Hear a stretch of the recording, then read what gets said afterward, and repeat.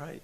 I'll call this meeting to order. This is Alpine Town Council meeting on Tuesday, June 3rd at 7 o'clock. First order of business is the Pledge of Allegiance.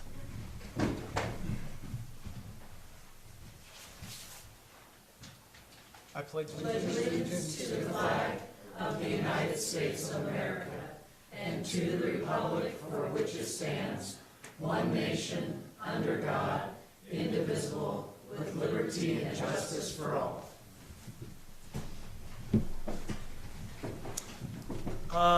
Madam Clerk, roll call. Good evening. Councilman Larson. Here. Councilperson Burchard. Here. Mayor Green. Here. Councilperson Scafidi. Here. And Councilperson Castillo. Mayor Green, you have a quorum of the council with Councilperson Castillo absent at present time. Okay.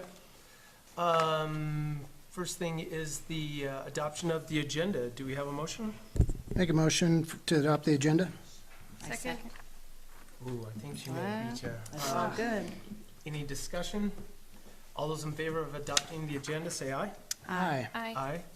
Aye. Next is consent agenda. Do we have a motion? Make a motion to approve consent agenda. Second. Any discussion? All those in favor of approving the consent agenda, say aye. Aye. Aye.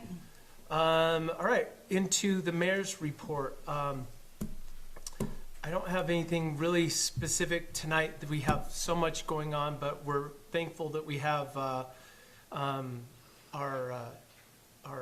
new inspector, our building official, and he brought someone from the state. So we'll be that'll be one of our main topics for the work session items tonight. And so we're excited about that. So something might come to mind, but Monica, do you have? You could go right into your report. Thank you, Mr. Mayor. The only item that of note in my schedule right now is just the budget. Tonight, council is adopting on the second reading, after 4 budget meetings, the second reading of the 2026 fiscal year budget and the amended budget for 2025. The third and final reading is scheduled to be on June 17th. So if you have any concerns, please feel free to address them with your council members and the mayor. If you have specific questions, I am always available to answer them for you. And we also want to announce that on the 17th, we will have on the agenda the lease for the school.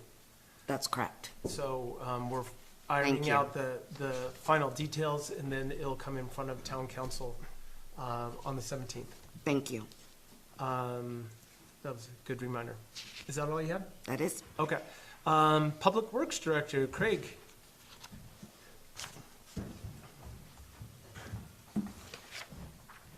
Good to see you, Craig. Thanks for coming. Thanks for having me. So, Public Works update for the month of June. We have been working on the Water Master Plan for, I think it's been 1.5 years since we applied for it, and it's winding down right now. The first draft is in the Cheyenne office. They're reviewing it. The mayor and I should have that by Friday, and we'll review it. They want to set up a public meeting July sometime. It's not going to be during a council meeting, but a separate meeting. Yep. To find everything that they found, improvements, whatnot. Yep. So that's going on. And then the other big project we've got going on is the radio read meter project. We've got our 160 out of 440 meters. We started installing them Monday. Yeah, yesterday. So that's going to take, it's got to be done by August 1st, but it should be done by July 1st. And that's pretty much it. I talked to the guys. They said the conversion to switch out is going smooth or better than anticipated. Way better. Yeah. Yep. So that's great. I think your solution for the little problem that we had is working Huge. well. It is. Yeah. Yeah, my goal was 20 a day switch outs, and first day we had 32. Wow. Yep. nice. So, And they're only really doing it in the morning, or are they just going straight through? so Monday, Tuesday, Wednesday, Thursday, we're just after checks. We just, Get as many done. yeah, all day, unless an emergency, of course. But, and then Friday is the other stuff, the mowing, weed eating, stuff like that. Yep. Yep.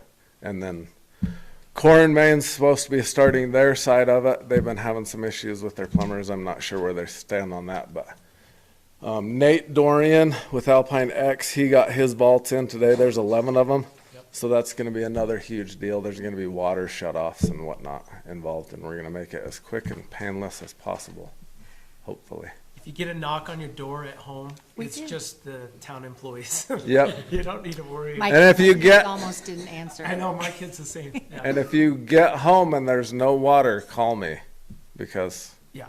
we accidentally forgot to turn the water back Where can we on. find your number? All over. I'm very accessible. So, But specifically, you can call into the main line, and there's a extension. extension that goes to Craig. Yep. So, Yep. But, yeah, it's on the website too. yeah. Yeah. If you don't have water, call Craig. And if I don't answer, leave a voicemail. Yeah. Yep. He'll get back. And I'll get back to you. Any questions for Craig on council? No, but Emily's on hold. She's been trying to get in. Oh, I didn't know she was. Oh, we That's didn't know okay. she was. She just texted. Could you help with that? Thanks, Sarah. We good? Yeah. I think so. Thanks, Perfect. Craig. Thank you Appreciate guys. you coming. Yep, appreciate it. You're released from your duties unless you want to stick around. Okay. And then we have a report from the code enforcement officer, Tara Bender, and that's online if anyone needs that. Tara's not here, right? No. Okay. Monica, I think what I want to do is get into the work session and then do the public comment on agenda items after that. So it's, we can Oh, flip-flop them. that was an error. I Yeah, apologize. that's no problem. Thank you. So, Emily, do we have you? Yes, I'm here. Oh, okay. Hopefully, Do you want me I'm to? Here, not she can, wondering- here, take that. oh, yeah, just move that one over, just in case. There you go. All right, now we got the microphone set. All right, so we wanted to invite DJ Rommel and to come speak tonight about electrical inspections. And the staff gave us a report on their findings and their suggestions. But Councilmember Scafidi, if you don't mind, maybe a little bit of background for this discussion, because it was Yeah. kind of, you spearheaded it. Yeah. So kind of how it came up as DJ takes over a lot more responsibility, inspections, one of the items that I keep seeing in homes around the valley in Alpine proper, we're skipping electrical inspections. And I say skipping, I don't mean it on purpose. I know people do call into the state. They do have some inspectors come, so I don't want to say that the state isn't coming.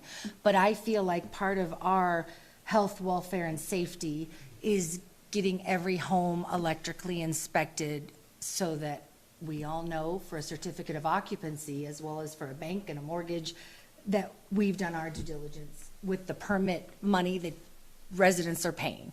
So that was kind of where it started. I just feel like that's a gaping hole we shouldn't be skipping, and I appreciate that we're going to discuss it. Yeah, awesome, thanks. So DJ, I'll invite you up and, what? I don't know what your plan was, but Yeah. last time we had a usually when we have a work session, they can come up. I've provided chairs for Yeah, all the absolutely. participants. If We that, want to make sure they have microphones if they do We can share. participate, but yeah. Yeah. DJ, actually, so what happened to my, I have no idea. it's just my computer, I guess. Anyway, so yeah, you can stand there or you can come up here, whatever you want to do, but yeah, we'll probably fire some questions at you, but do you want to hit that button? Why don't you just give us your general kind of feeling about, first of all, tell us how great the town of Alpine is and all your It's amazing. inspections. It's Okay. wonderful. Okay, great. Yeah. Having a good experience, I'm sure, so far. Can you just give us the background on, like, the state in general, why we don't require certain inspections, and, like, residential doesn't require someone from the state to come out, but commercial does? Maybe give us a little background on that. Absolutely. So at a high level, As the building official for the town of Alpine, I do plan review for the building, the structure, mechanical, plumbing, fuel gas, etc. Electrical and life safety currently goes to the State Fire Marshal's office for review and inspection. Specifically electrical, every electrical job requires a wire pulling permit from the state. Costs, I believe it's $50. Sorry, don't mean to interrupt you. It's not every, Gotcha. not every job needs a permit. Basically, state statute. Come on up. Yeah, hang on. So let me introduce Dan Tobin. Yeah. He's the electrical inspector for Lincoln County from the state. He knows way more about the electrical inspections than I do. So. We'll let you guys tag team it. Okay, so on the state side of that, state statute says the only time you actually need a permit is if you're getting power. So if you're getting a service hooked up. If you have an existing service and you wouldn't have to get electrical inspection. You don't have to, but you have that option. We will come and look at anything that anybody pays a guaranteed inspection for, we will look at. Let's see, if you were upgrading service from 200 amp to 400 amp, then of course you've got to get a permit. Yes, sir. Yep, you have to have a permit to give to the power company so they can hook up your power. Right. And what's the difference between residential and commercial as far as, I think most commercial structures need an actual inspection, or they have to deal with the state fire marshal? No, sir, it's the same deal. You don't have to have an inspection unless you want to pay for it. Yep. And can you tell us that we started there, but $50 just to pull the permit? It's $50 to pull the permit, and I believe, don't hold me onto this Yeah. either, guys. I'm pretty sure it's like $125 to have a guaranteed inspection. Okay, and what is that guarantee? So what does that inspection? That we will do the rough-in inspection and the final. And basically that, I will come up as many times as that takes to make these inspections pass. For $125? Yes, sir. Okay, re-inspection fees, stuff like that? No, if we will charge a re-inspection fee if it gets out of hand, if Yeah. we've got people that are calling me to do an inspection when they know they're not ready, Yep. I'll do that a couple times, but then we will start charging a re-inspection fee. Okay, so you have a rough-in inspection. So before drywall, everything, you come out and you look at the wiring? Yes, sir. Yep, we look at the wiring, I take pictures, I document it. I send the reports to whoever wants it. So we do the kind of the same thing that you guys are talking about. We do this in the town of Lander right now. They have home rule for family dwellings, but the state does everything commercial. And the town of Lander, they make people do a guaranteed inspection. And that's the same as like the town of Casper, the bigger cities. You do not even run 3 feet of wire unless you have an inspection Yep. in the bigger cities. Yep. Similar to Jackson, they have home rule. Can you explain what home rule is for? So home rule, if you get authorization from the Cheyenne office, if we give you home rule, you can hire your own inspectors and you take over the inspections. Okay. And then they're obviously licensed or, through the state and have the certain qualifications? that you Yes, require? sir, correct. Okay. And does home rule encapsulate anything else, or is it just the electrical inspections? It's just the electrical from, as far as I know. Okay. Now, I'm on the electrical side. Right. Do you know what kind of instigated Lander going to home rule? They're a town of like 7,000 people. Yes, sir. They've had a few people get electrocuted, not lose their life. There's scary stuff out there, and I'm just going to be honest with you guys. I see the scariest stuff ever when I go to look at houses that haven't been inspected. Yeah. We had a house up in Wheatland. It was wired with speaker wire. And, and it was done. It was totally finished. We were trying to troubleshoot stuff, and the guy says, well, I used the biggest gauge speaker wire I could find. I look at my buddy from Douglas, and I'm like, oh, my goodness, are you going to tackle this one? Or? So, and we're finding, so the other rule is the homeowner can self-wire. Okay, so that's another issue. So that's another thing that I'm seeing. I'm seeing homes that aren't grounded, literally. Not grounded outside the home, not grounded in the breaker box, not using arc faults. I mean, and you see it, I see it. I see it every And day. it scares me to death. And sadly, if you're buying a person that wired their own home and you don't catch it, you are left with a $10,000, $20,000, $30,000 mistake. So the reason I brought it up was if we require electrical inspection, we're saving multiple homeowners on the life of this one home. So that's where I just feel like it's too big of an issue not to be doing that. Well, and I stood in front of the electrical board last year and I pitched this same, what we're talking about now, and I stood up and I voiced my displeasure with this. Yeah, it's broken. And, you know, I brought up what are the insurance companies, these insurance companies that are insuring these houses, they have no idea that there's no inspections done. Well, that's what's surprising to me is that the certificate of occupancy throughout like this whole county, that you don't have stopgaps, that this was inspected, signed off, this structural was inspected. So we're just, I mean, I know people love low government involvement, but we're seeing people lose half the value of their homes and things like that, so. And that's another problem too, where you guys are located, you got electricians coming from out of state, Yes, they're, so not all states are on the same code. or that they're building to code. Or, yes, ma'am, yeah, you know, like, so Idaho, I just looked at a project up here just today, they shipped up some buildings and they pass in Idaho, but they don't meet the standards here in Wyoming for electrical. Okay. Yes. And we should invite you up, Gina, since, please come on up. Gina Corson is our acting planning and zoning administrator. So I just wanted to clarify with this home rule piece, because you would know more than I do. It sounds like you can take it for just one piece of the pie as far as residential or commercial. But does that mean that if you do home rule for residential inspections, you have to do the plan review, you have to do it all, or you just can do the inspections? Well, now the state, we don't do plan reviews for, in the state, we do not do plan reviews for 1 and 2 family dwellings. Okay. Only. Just the inspections? Yes, ma'am, correct.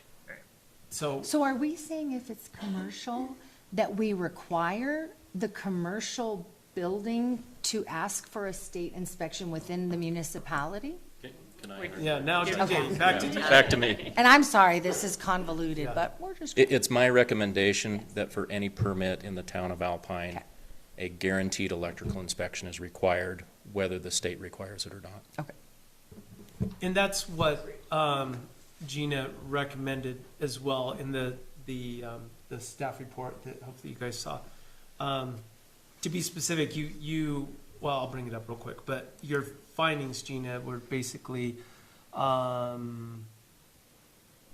you would recommend to continue to require applicants to apply for and obtain their electrical and fire safety permits, inspections through the Wyoming Department of Fire Prevention and Electrical Safety. However, to improve the reliability and accountability, it is also recommended that the town require applicants to pay the additional $75 fee for the guaranteed inspection through the state.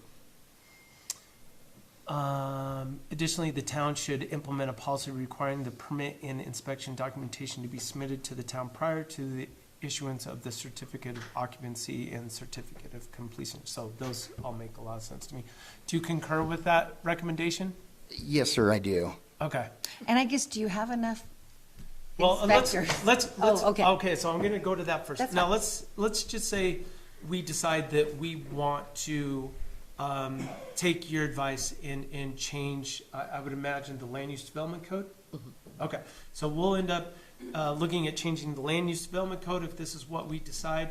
And then from there, if, let's just say we don't go to home rule, but we want the guaranteed inspection for all projects in the town of Alpine, whether residential, commercial, if they're additions, whatever, we just want to require it.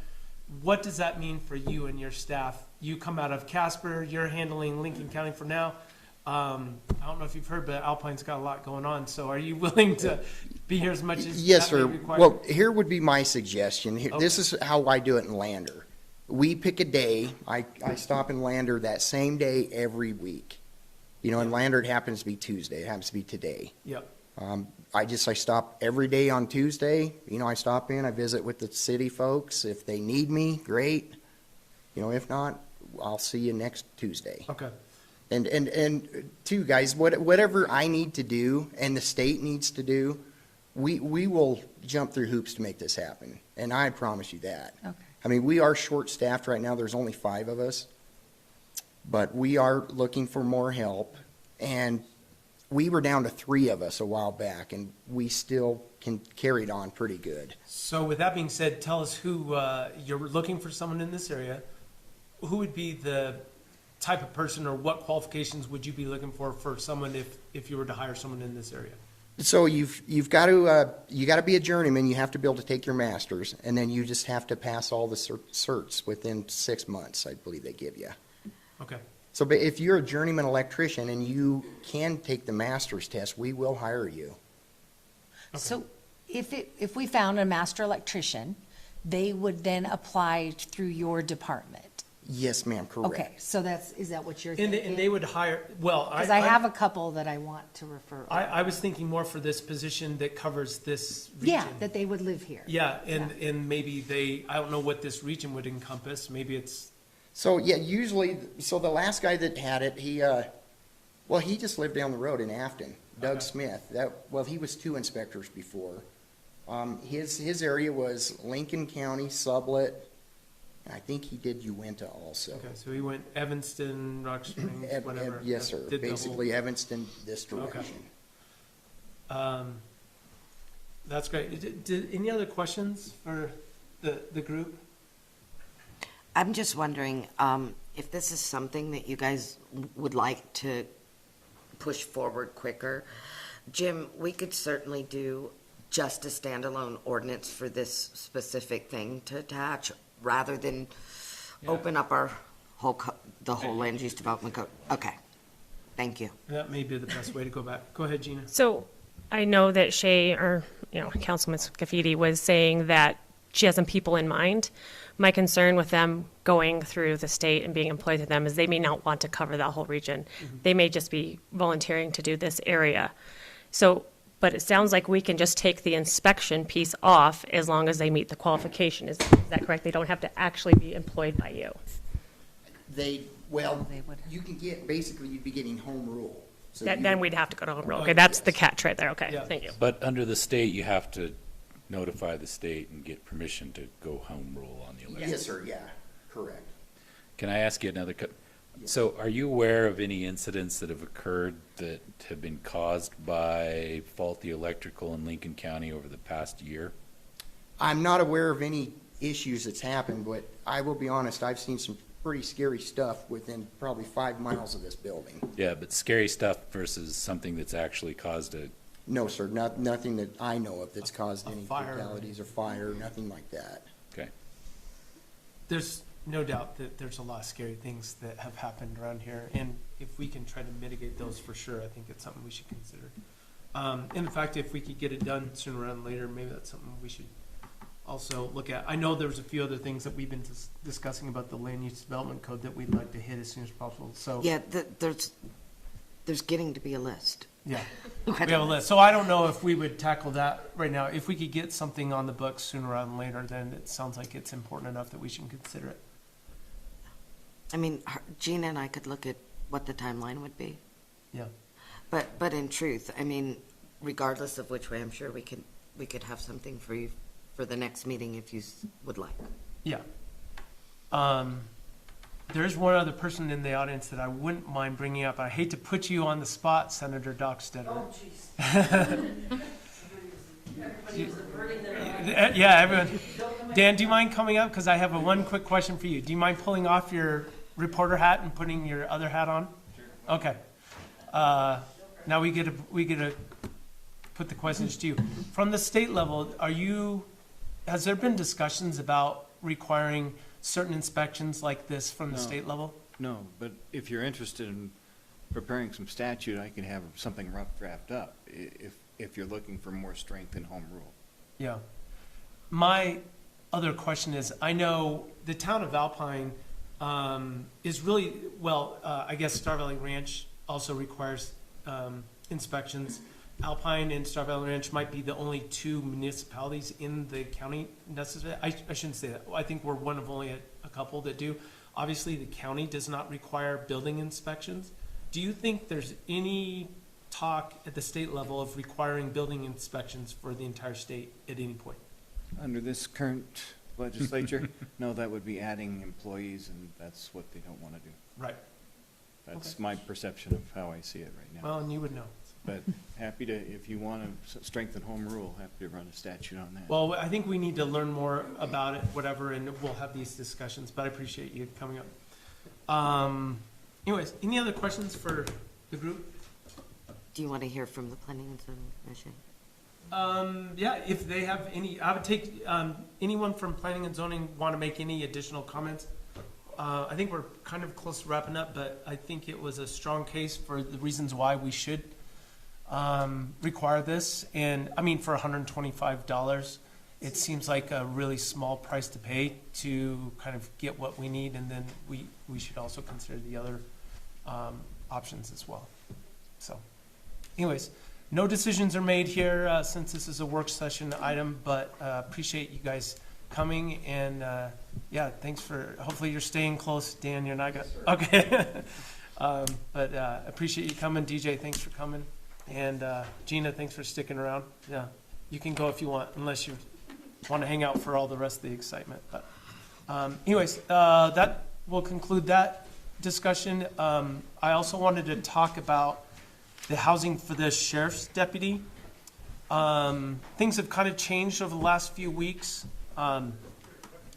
Once we got into looking at that specific piece of property over in Riverview Meadows, we found out that there's the infrastructure that's on there, the lift station and the sewer infrastructure that's there would not allow us to build on that site, even a very small house.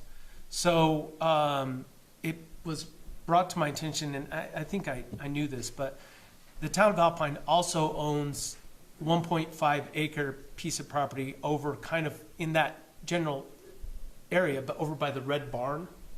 What is the name of that road? Foxdale. Thanks, Craig. I'm glad you're here. But my thought is, you know, housing is such an issue for everyone in the state, but especially us, that if the sheriff was, we need to look into what could be built on this, but, you know, if the sheriff's office could maybe build a duplex, if the county would be interested in putting people in a duplex, if the school district was interested in building, maybe we could get 4 duplexes there, whatever, and have 8 families that could live in the area. So it's really preliminary. I've kind of reached out to some of these groups, and especially the sheriff's deputy, there's a foundation that would more likely fund their housing.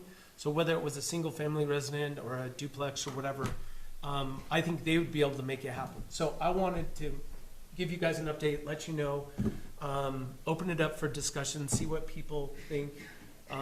Obviously there's a need, but how we go about it, you know, so anyone have any comments? I think it's a great idea. We just needs to look into it and see what you're doing already, reaching out to the different entities and seeing if they're interested in being a part of it. Yeah. Because it would be a great way to provide housing. Obviously, funding is everyone's concern from every, you know. But YDOT, I think YDOT would maybe be open to taking on part of this project. Would it have anything under Habitat? Or not really? What I was thinking is those modular units can be built off-site. And you say modular, it's not, it shows up on wheels, but we saw what happened with the hotel. It was stacked in like 2 days. And so you can buy modular units that are duplexes that go on a foundation. They're just built off-site. They would have the same inspections that we require. They would have to, you know, adhere to all of our codes and everything. But it can get built for, say, $250 a square foot versus $450 a square foot. So I think that's maybe the only way that we'd really be able to make it work. Also, I don't want the town of Alpine to necessarily be the landlord and all that stuff, so we'd have to work out some of those details. But we're getting support from the sheriff's foundation, the Lincoln County, I can't remember the exact name, but there's a foundation that supports the sheriff's department, and they're interested. So I will reach out to YDOT and some of those different organizations, the school district, see if they're interested. But it could be a way to get some, low-cost housing to get people in the area. So, anyways. Yeah. In general, people are open to the discussion? Yeah, definitely open to discussion. Okay, Yeah. sounds good.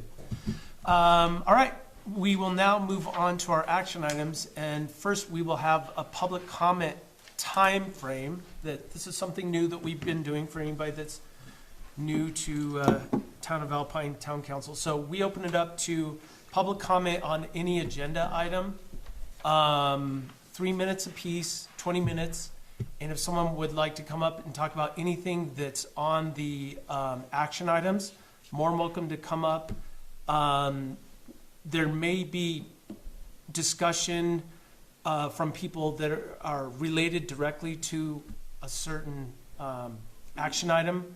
For example, Matt's here from the air park, so we will bring him up when that happens because he's directly related to it. But this is your chance. If you came to say something about an item on the agenda, feel free to come up and we'll listen to what you have to say. And if you have nothing, that's fine. If you came just to say hi, see our smiling faces, that's fine as well.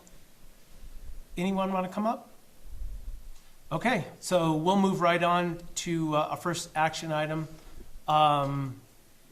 This is to discuss Melvin Brewery and a sign. Do we have a motion to get it on the table?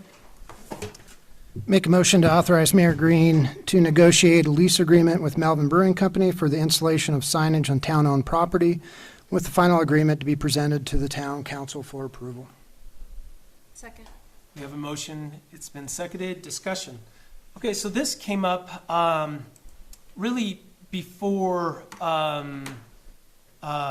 Roadhouse bought in and Pure Madness bought Melvin. They purchased a sign, and they were a little disconcerted that they weren't able to just put it up wherever they wanted to. So we kind of took a step back. But Colby and Pure Madness and Melvin specifically have given us a proposal, and we wanted to discuss it. So we reached out to them to say, hey, why don't you put a presentation together? And we've kind of had a couple revisions, but they have brought forward something that I think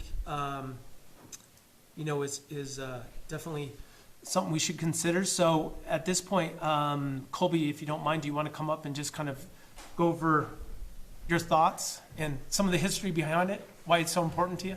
Sure.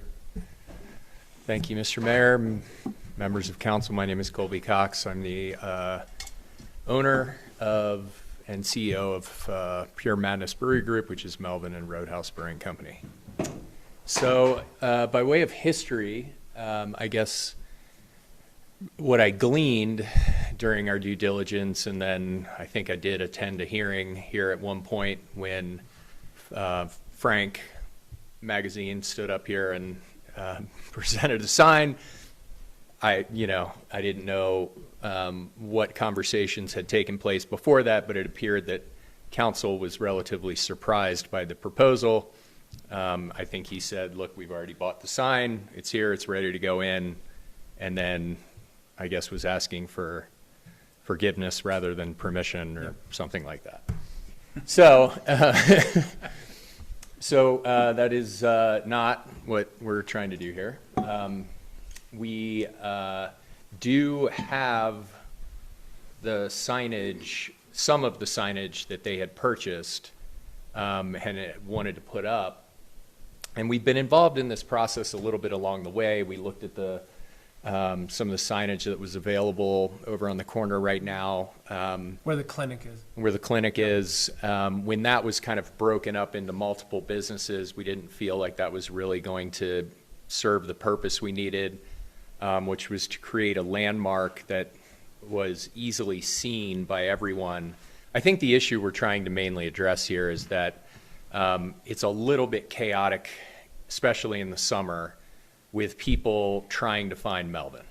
And we get some complaints about neighbors that cars are driving around and pulling U-turns and going back this way. We've had issues with Google Maps where they have sent people to the wrong places several times. It's not good for them, it's not good for us, it's not good for the people who live in that community. You also have truck drivers getting stuck in the snowbanks because they're trying to come through the residential area and. Correct. Yeah. So, and, you know, the purpose of having these dual entrances is to be able to, you know, direct the industrial, commercial traffic one way, allow the consumer to come in a different way. And I think, you know, while the building is prominent, how to get there is not the most intuitive thing. So what we would like to do is create a placard sign, meaning like kind of the main sign that is on the highway that will tell people, okay, this is Melvin, this is where you turn. And then following that, some directional signage along the way that tells you to make this right turn, go down this road, correct. I would say, you know, we have tried to kind of take, you know, some lessons from other places in my other world that I've done some sign work with. But we're also, you know, whatever the aesthetic that the town is looking for, that for something like this where you wanted consistency, you know, tell us, you know, what, you know, that needs to look like. For the main sign, I think it's a little more, you know, all we really want is just our logo, and we want it to be lit at night. So we tried to make it look good, but also relatively simple. So I think, you know, we had talked to or had some interaction with YDOT about right-of-way and where a sign could go. I think that's a more complex process. Yeah, it's not allowed, a business sign is not allowed in the right of way. Mhm. So that was our first thought as well, but turned out not to be an option. So now we're talking about land that would be available, you know, that could be leased in order to put up a sign. Yeah. So these are kind of the locations that we have been told would be available to be subject to some kind of a lease arrangement. And I took these pictures and sent them to you as suggestions, so Mhm. it wasn't Melvin looking for land to, Yeah. you know, go out there and capture or anything, but I just thought, so this is right here on Circle Drive, the corner over here. YDOT's property is right here adjacent to it, but we own this piece of property. This would be the recommended location for the main sign, Mhm. correct? Correct. In whatever that looks like. Location one here was the one that maybe would end up being something like this, and I noticed that you put library, Melvin, charter school, ball fields, which I love that. And this gives us kind of a template to do this in other places around town, because that's one of the things that came up with the previous sign. Is like, why does Melvin get to put up a sign, but I can't? Right. You know? So if we kind of start to do something like this, maybe there's a business district on another part of town that we could start to direct people to, and we can kind of copy this. So. Yeah, because with a lot of the things that you're talking about in that area for future growth, development, parks, amphitheater, whatever it is, it's only going to drive more traffic through that area, which just means more issues without proper signage. So. Yeah, so this little kind of right turn right here would be the main road. I should probably even bring up the GIS, and then we can. So is all the room at the medical building used up? Well, 'Cause I couldn't, I remember When you say room, do you mean on the sign itself? On the sign So itself. there's a little rectangle at the bottom that's white right now. Mm-hmm. And that's what they came to us originally.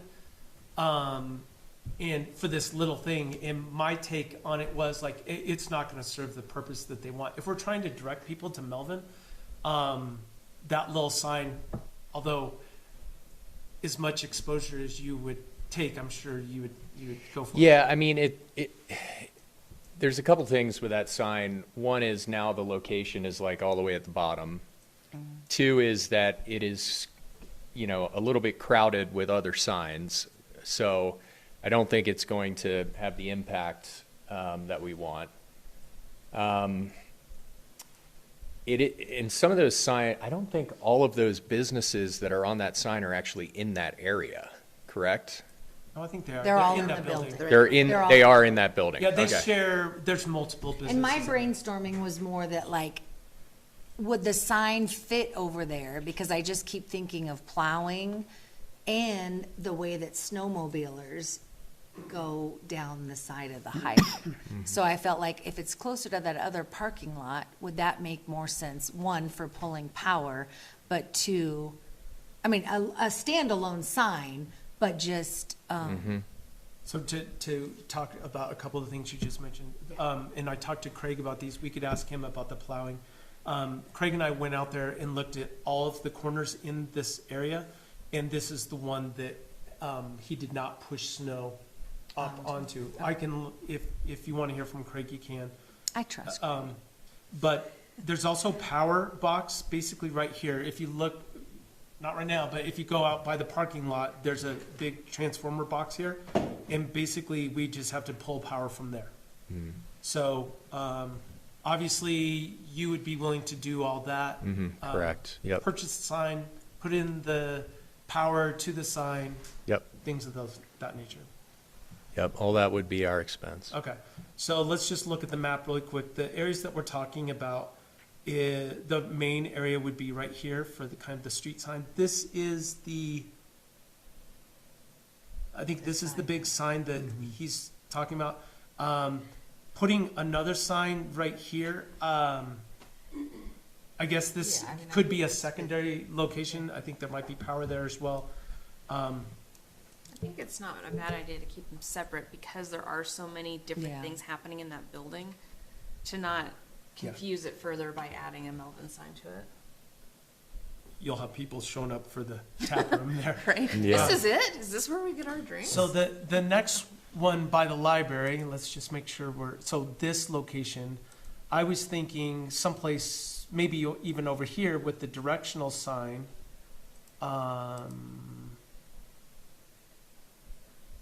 Like this sign in this general location, and it could talk about,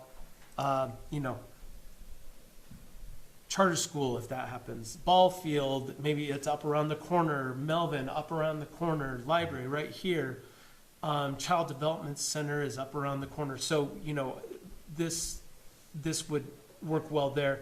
The third location that you have on there, Colby, I don't think really works because we don't own that land. Okay. Where is that? He's pointing to, Because I have to say, I almost Isn't that wish where it we was put at the third, corner. Do you mean- flag? Where that, I think basically it has to be, locations 2 and 3, isn't that where previously we put those feather flags or whatever? well, yes, so we've had flags here, let me go to so we've had flags like kind of sending people down here. And then with that other location, Colby, where was it on here? Like, we own this land, but we don't, I thought it was kind of pointing towards this area. Did that arrow mean, Yeah, it was down further. okay, To basically get people to hang that left. so come down here someplace. Yeah. And you guys actually own this sign or something like it right now, right? I think that might be the Frank Magazine Yeah, sign. that seems right. Yeah, That looks familiar. Familiar. yeah, I mean, it's a cool sign, I wish It is a cool we sign. would have had a place for it earlier. yeah. And it doesn't have to be that big. It could be, as long as there is a sign that just says Melvin left, I'm fine. The most important one is the highway sign. Yeah. Because most people drive by and then flip U's on the highway and come back and play that game. And they come through both other entrances into our neighborhood? Yeah, they'll come around to the second semicircle, Yeah. and sometimes they'll end up in the neighborhood because they think that that road spins around and can connect you to the back of. We've had people come through here because they think this. Oh, yeah. Yeah. It's, The close, yeah. And There's been tractor trailers back there and everything trying to turn around, so. yeah, and I think signage, we have put commercial traffic, Melvin commercial traffic, like temporary signs on by the gravel pit. But we can do something more prominent there as well. Eventually, you But have we plans can- to expand and everything as well, so maybe it does make sense if the town-owned County Road 101, Yeah. and we developed it more, paved it or whatever, that makes a lot more sense for your commercial traffic to go in there. 100%. And we tell them to do that, but a new It's not a great road either. yeah, a new driver shows up, Yeah. so. Well, I don't know, my only thing, I would almost put the sign at the corner of the stop sign at the library, because I think if it's too far before it, they're gonna pass the condos and keep going.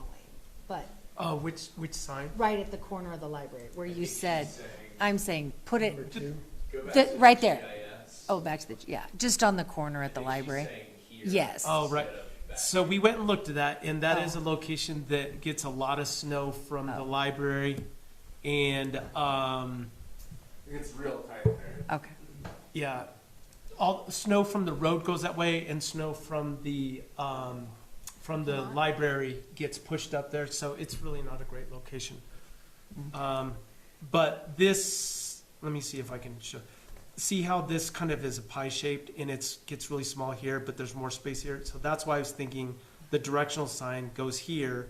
It could send people to a future school, the CDC is up around the corner, the library obviously right there, the clinic, And we could say, next right, That's what I was gonna say. or something, that just says, something that says like next right and then lists the the things below it yeah. so that they know to keep going.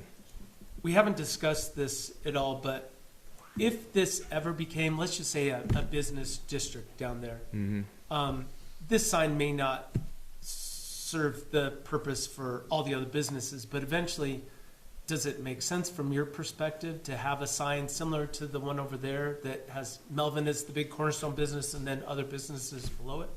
Yeah, I think we could, be flexible, and as things change, Yeah. modifying or making some changes. I think there's there's so much in like flux in terms of like what that's going to be, and Yeah, yeah. so, but yeah, There may facilitate a change of sign down the road, and I'm sure you'd sure. be willing to work with us on that. Yeah. That's not. The only other thing I was going to ask you is, do you have any suggestion on what you would be willing to lease the little pieces of ground for? I don't want to put you in a corner, but No, I mean, I anticipated that would probably come up, and I'm an open person with these kinds of discussions. I think, I mean, do you guys have any other signs that you lease in town or land or anything? I mean, that one sign at the clinic is literally the only sign that I can think of, unless you guys can think of any others, but I think. I mean, it's only typically sign- what I would say is, I mean, obviously my first selfish answer is as little as possible. My second answer is, whatever the commercially reasonable rate is for that, based on what are other people You paying? could do some research and, Yeah. I'm not trying to get something for nothing, but I also do think this kind of does help more than just Melvin. It helps hopefully annoy our neighbors less. Yeah. If we can get this in place, I think the Riverview Meadows community will have a party. Yeah, I You agree. might want to invite Riverview Meadows down and thank you. Yeah. Well, I would say I've given away more than one free beer down there to a resident who gave me an earful, so. Sure. So basically, we have a motion on the table. Does anyone have any other questions for Colby while we've got him here? Or any comments you'd like to make? Not necessarily for you, Colby, just to kind of go back on the historical, from when Frank introduced it. Yeah, it was a surprise, because I wish Frank would have shared that with me months ago, and I would have told him no. Yeah. So like, on my side of things, it's hard because we'll have other businesses say, hey, what about us? What Right. about us? But I also see we have data and a historical need from the people in Riverview Meadows. So for those businesses throughout the rest of the town that says, hey, why not us? We have multiple complaints from Riverview Meadows of just that. The issue is people getting lost in that neighborhood. And the real bad is when commercial vehicles get lost in that neighborhood. So I'm definitely for it. And that's why 2 years ago, we put up the feathered flags. Yeah, so they just said brewery, because we were trying to appease YDOT. They couldn't, and we were also trying to appease the other businesses in town that we weren't advertising for Melvin. Because I know I don't want to play favorites, but there is a specific need, and I think this answers pretty well. My only thought would be, as you make that right-hand turn where you're thinking of a position for sign number 3 is to see where you drive, wherever the crest is, to see it, so you kind of have that point of, not too close, maybe at that end corner, wherever you can see down the road and kind of see that shining Melvin this way to get, oh yeah, I still need to keep going. Sure. People know, because it is, Yeah. I mean, as you're heading down that road, it just looks, you're going nowhere. Right. So people can know. that Yeah, you're because still it on the kind of road. does a little shimmy right, and you can't see the hill, but that'd be my only suggestion, is as we're driving this, wherever the furthest Yep, visible landmark is, would be great. sure. Yep, that makes sense. And we, perhaps the best thing to do is for us to drive it Yeah. and kind of pinpoint a spot where, Because then what height do we have to get to with plowing? That's the only thing I keep thinking about. Craig, do you mind coming up and maybe answering just a couple questions? Thanks. Sorry. So these sign locations are strategically placed where we don't pile snow, so there's not gonna be huge berms. It's just gonna be the normal 6 feet we get, or whatever. Okay. Or 8 feet, whatever. Just the normal flat is what Okay. we're looking at. So we just have to know the height so it's above the snow line. Right, it's just the normal, we won't, Okay. on these, Yeah, you won't plow we them. aren't gonna be plowing up against them, or Okay. in front of them, or around them.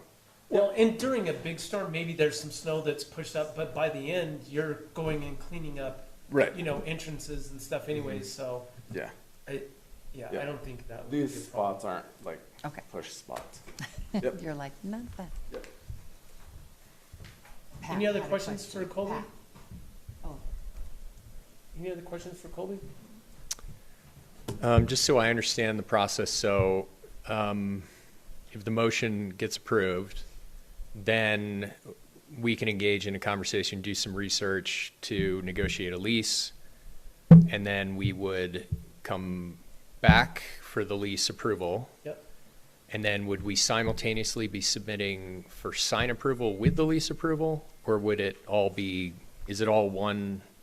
I mean, so you can put in a sign application tomorrow if you want. Okay, yeah, but yeah. You might want to also know where you're going to put it. Sure. So, yeah, I think that'll be a pretty streamlined process. I don't know off the top of my head, maybe Monica, you can tell us what the sign permit process has to go to planning and zoning. I don't know that. Wouldn't this be a special use permit, because for plant P and Z signage, I mean, that's the one thing that, everybody in the town is pretty stickler about, is Oh, it might be a non-conforming? might be non-conforming, like Oh. too much signage For the for, amount for, of- for the amount of square footage. So my guess is it'll be a special use permit to come before. Building. Would P and Z have some thoughts on that? Dan, do you mind coming up and we'll get your testimony? I didn't do it. Yeah. It's twofold, I think. I think it's special use because it'll be over the size of the square footage. It's also lit, so we're gonna have to need, there was language in the land use development code about lumens, Yep. right? We can find an appropriate. I just wanna just diverge something real quick. Can you drop that map down to the river so I can see it, so blow it up a little bit? All right, I'm just gonna ask a silly question. What happens if the Melvin's approach wasn't from there, but we took it from a totally different spot and it was dedicated just to them? I was gonna mention that, but in the future, if we ever had, say, a river walk in this area, it makes a lot of sense to access this whole business district, if that ever happens, from over by Yankee Doodle. Absolutely. So- I mean, that's what I've been staring at for the last 15 minutes going, this is, It is kind of silly, and I think the master plan Yeah. that we're working on is going to hopefully solve some of those outstanding questions. would that be easier for you guys? Not only easier, but much better because we're grabbing people as they're coming into town rather than almost leaving town. Correct. Yeah.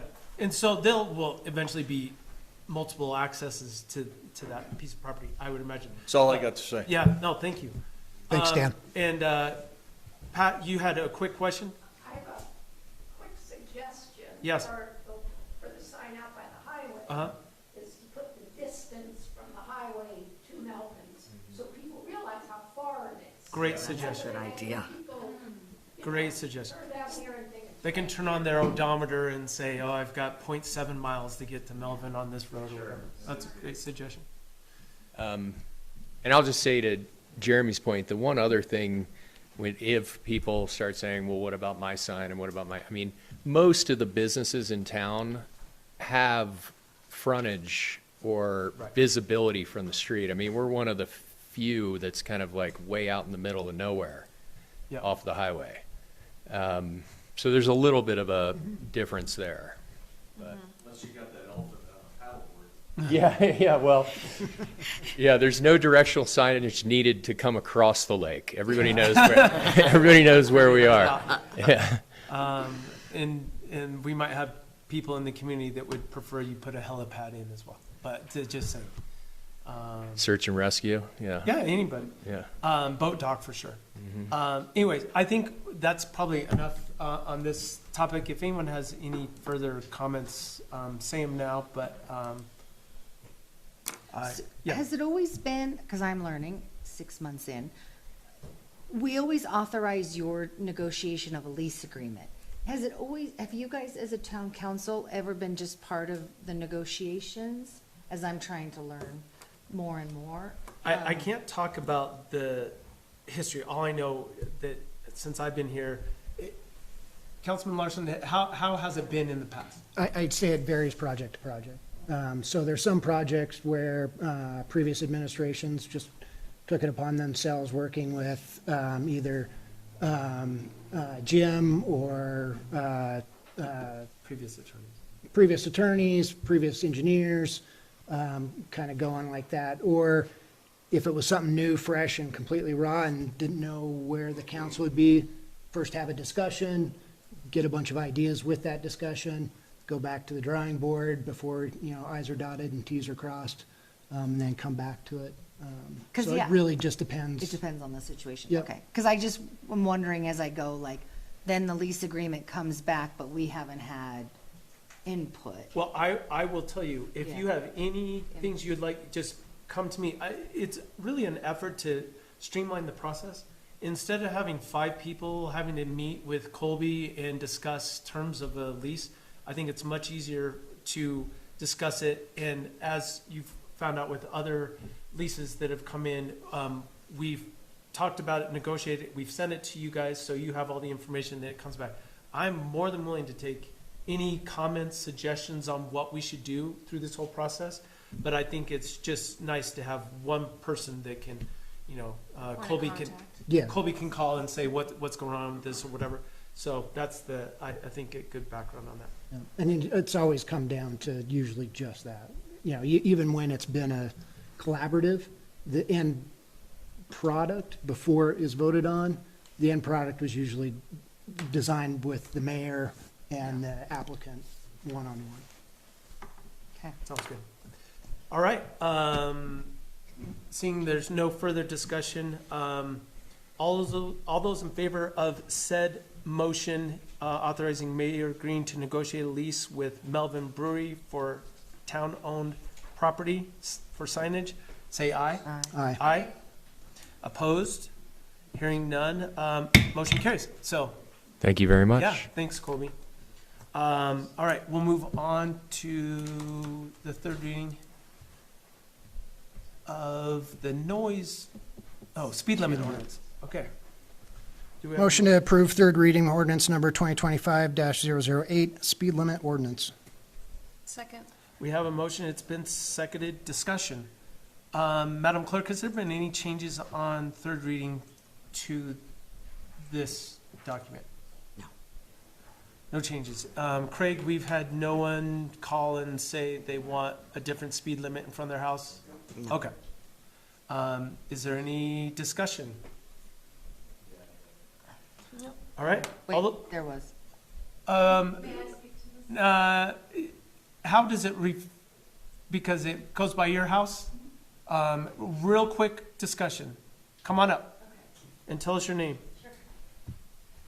Megan Rumsey. I live on 339 East Mill, and I noticed that there was a piece of land that was sold for $9,000 at some point, and I'm trying to understand on Northeast Mill that dollar figure, and I feel like the speed limit does need to be reduced on that street, at least by 5 miles per hour.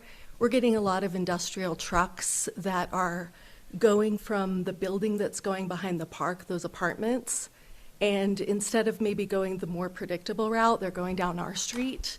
And so it's already, a lot of noise, a lot of fumes. But when that pathway and Canyon Diesel isn't there, is there going to be a total throughway going down the hill?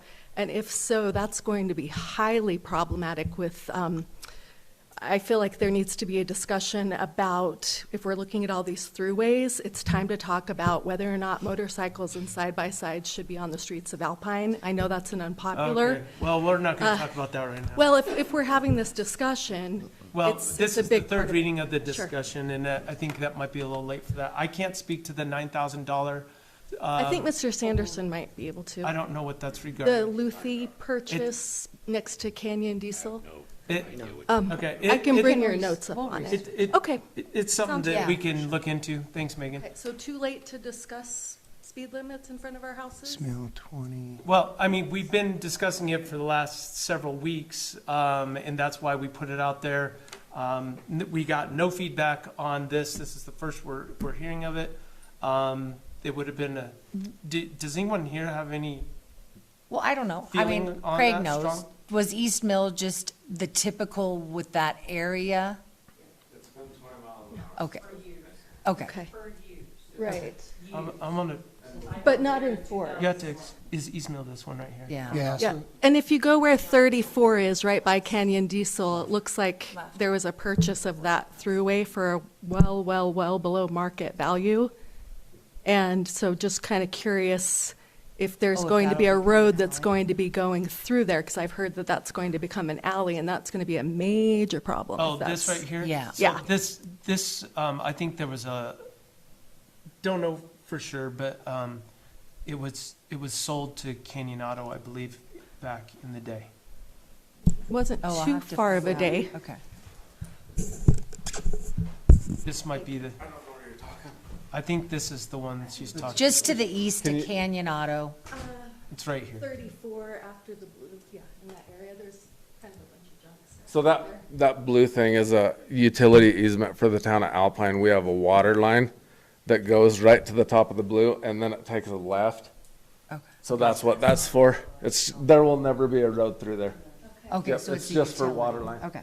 The understanding with people that live right there is that that will be an alley. That won't be. I've never heard that either. So, According to me, it won't be. It's just a utility easement. Yep, There you go. I don't make those decisions. The Public Works Director has spoken.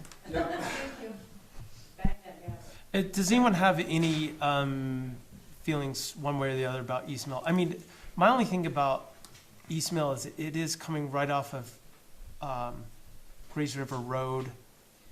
Mo, do you have any thoughts on You this? live right there as well. You've lived there quite some time. No, I think 20 miles an hour is fine. It's been 20 miles an hour. Yeah, people speed through there, but people speed through all of our towns, so there's not a whole lot. Even if you reduce it to 5 miles an hour, they're still going to go what they're going to go. Until And the somebody gets point it. of putting this ordinance into place is so it can be Be enforced. enforced. Yeah. Because previous to now, it really couldn't necessarily. There's always been, well, there's the 20 mile an hour sign that's in Karen's yard. It's been there for a while, and so there's always a sign there, so it's always been that, so. Okay, I mean, thanks for your we've always policed it ourselves, too. Right. Yeah. Thank you for that. All right, any other discussion? Seeing none, all those in favor of ordinance number 2025-008, speed limit ordinance on third reading, say aye. Aye. Aye. Opposed? Aye. Thanks. Opposed? None. Pass on third reading. Okay, now we'll go to the budget. Do we have a motion? Make a motion to approve second reading ordinance number 2025-009, amended budget for fiscal year 2025. Second. We have a motion. It's been seconded. Discussion. Madam Clerk Treasurer, I know after our last work session, there was some numbers that were moving around a little bit. Can you just give us a quick synopsis of what changes were made? there's 600 and some lines, so I can't, honestly, I can't. I didn't keep Tell me track of what I the ma- changed. No, the major things that would adjust the budget. Is there anything? So after our last budget meeting, there were some recommendations made by council, and I took them all into consideration and made them. But there is a companion worksheet that shows it, and there was one for the first reading as well that I'd be happy to provide anybody if they want to look at the changes from one to the other. There's nothing like earth-shattering that you No, because I knew you mean, were going to go back and look at it. Yeah, I tweaked numbers. I did find some mistakes on the allocation sheet of the, Wade had actually caught it, but then when I looked at the allocation for the wages, the labor, so that was, that actually ended up, what I had done is when I did the formula, I did the adjacent boxes and missed that. So it increased the budget by quite a bit when you had two lines together. So all that's been allocated That was in the general differently. fund. The general fund, the water fund, and the wastewater fund all were impacted by the crossover between two different columns. So, yeah. Okay. But you're going to see the fiscal year 2025 budget, it's going to change again. We haven't even balanced May. May has not posted, so everything's an assumption based on historical data, what I believe is going to post. So once we balance the accounts for May, we will repost June. Okay. So, yeah. Any questions for Monica? Any other discussion? No. All right. All those in favor of ordinance number 2025-009? Mr. Mayor? Yes. Oh, sorry. I had one question, and this was because it was discussed at the last budget meeting. I know we received a memo from Mr. Sanderson. Were we able to gain clarity? I know there was a precedent set for the mayor's salary and benefits. Were we able to gain some clarity? Do we need an ordinance? Is there a resolution? It looked like we followed in the historical pathway. Everything was legal. But I just wanted to explore that line item. Did you receive Mr. Sanderson's email this afternoon?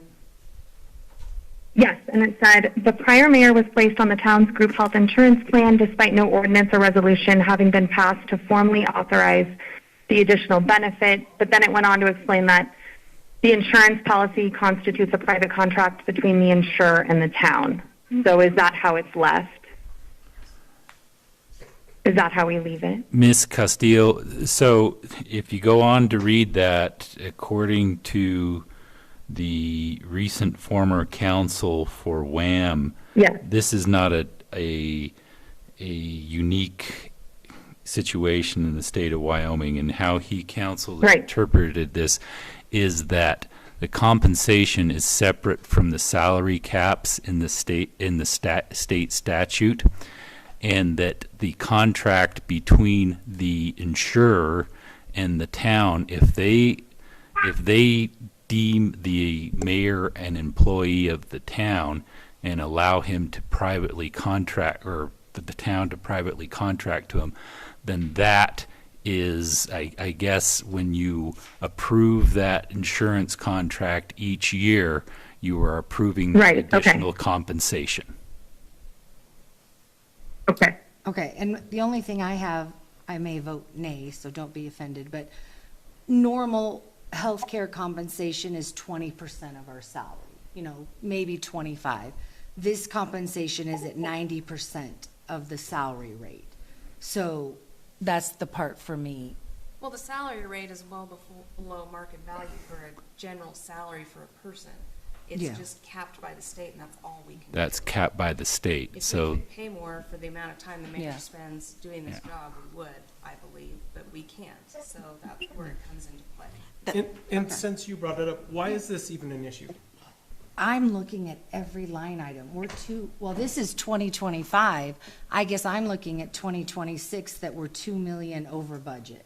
So I'm just trying to strip anything. This isn't just, I'll be coming back with a bunch on the 2026 budget. And I'll be honest, I'm also voting nay just because I wasn't a part of this budget. So for me, I just want you to know You were for that. 6 months. Okay, that is You were true. elected in January. Oh, yeah, no, Or absolutely. you took office in January. But you're But saying you didn't take part I didn't take part in the budget Planning. planning. Right. So that's why. So I just want to make that clear. That's kind of where I'm coming from. And we just got the data this afternoon too. And that's, again, I'm going to bring all these up in our final budget of like all the ways we can slash to get that $2 million as tight as we can. Because Monica's working her tail off trying to figure out, I want to have a balanced budget. So that's all. That isn't your line. No, I completely agree. I think the community has a vested interest at this point where I want them to know we're looking at every line item. And for me, I just wish that I don't like it when we have to gain clarity later. I appreciate that everyone jumped on board and was able to reach out to WHAM. And I know you spent a lot of time doing that, Mr. Sanderson, and it was last minute. I think moving forward, I just want us to be aware and proactive and to have a lot of these answers in advance. So I just appreciate everyone's hard work. It's definitely a line item I think any taxpayer would look at, possibly have a question on. We can get everything transparently out there, look at the legal aspect, and then move on. Yeah. So thank you for everyone for putting in the time to look into that. Yeah, I think out of a whole budget to come up with that one line is kind of reaching, but it's up to you guys. You guys can ask the questions, do whatever you want. I'm sure there'll be plenty of other questions that come up, but any other discussion? All right, all those in favor of ordinance number 2025-009, amended budget for fiscal year 2025 on second reading, say aye. Aye. Aye. Opposed? Nay. Nay. Motion carries. Next is ordinance number 2025-010. Make a motion to approve second reading of ordinance number 2025-010, budget for fiscal year 2026. Second. On second reading. On second reading, you're fine adding that? Yeah, I'm sorry, didn't I say that? You Motion to didn't say approve that, second but- reading? Okay, yeah. Motion to approve second reading ordinance number 2025-010, budget for fiscal year 2026. Okay, that's it. There Thank we you. We have a motion. It was seconded. Discussion. I think This one out. Go ahead. So, for me, and I'll circle back with Monica and kind of redline what I was thinking. The only issue I'm kind of finding on the 2026 budget is that there's a proposed 25% increase to sewer fees and 15% increase to water fees that we're putting in the budget now. And I know that's to help offset the loss. I don't like to put those in there because I don't really want to vote for those increases. So I'm trying to figure out how to divide that out. Or is it possible to? Well, we have to capture the income in the budget one way or the other. I can remove the increases and show a greater loss. That doesn't make sense to me, so I don't know. But I mean, We can amend it. 25%. We can amend it when we pass the utility billing ordinance that asks for the increase officially. We can come back and amend this budget. Well, and of course, we're going to be amending the budget this time next year. Because in truth, they probably need to go up more than 15 to 25%, so I'm comfortable with making that decision later. We'll just, I can amend that if you're comfortable. Well, let's see what everyone else thinks. But, Yeah, I'm just going through things. To me, it's just a placeholder. We know, to be blunt, we know we're screwed on it. Yeah, I'm And struggling. whether you want to vote for it or not, it's not going to change the numbers. This is a plant that, from day one, 15 years ago, 16 years ago, 15, 16. was a plant that was too big for, no one could have foreseen the Great Recession and then the downturn, but the state shouldn't have given us, the town, the loan. That exceeded state statute. And we've been working at kicking it down year after year after year, and this is just another year where we're trying to make it work. But we will be amending this budget this time next year regardless. Yeah, I mean, we could, in the interim, make an adjustment to this budget once we have those numbers and the recommendation from everybody, but that's yet to be determined whether that's necessary or not. I just really want to hold, like we did, and I appreciate your electrical inspection discussion. I just really would like a public discussion on, increasing fees. There's going to be lots of public discussions for that. Trust me. There's going to be lots of opportunities for people to. I anticipate the utility billing ordinance to be on your agenda before the end of this month. Okay, well, that's soon. Yes, and there'll be 3 readings, Yeah, 3 discussions. And we're also relying on all the experts that are giving us Yes. their feedback and spending time looking at all of the issues that we have and all the financial problems that we're in, and hopefully coming up with a solution. But of course, it's our decision to make, and it's. At this point, I don't see any reason to change what you've done here, and I don't think showing a greater loss is really helpful, but at this point. Yeah. Any other discussion? Monica, do we have an update on JVA? I know that you had reached out to them for a scope of work.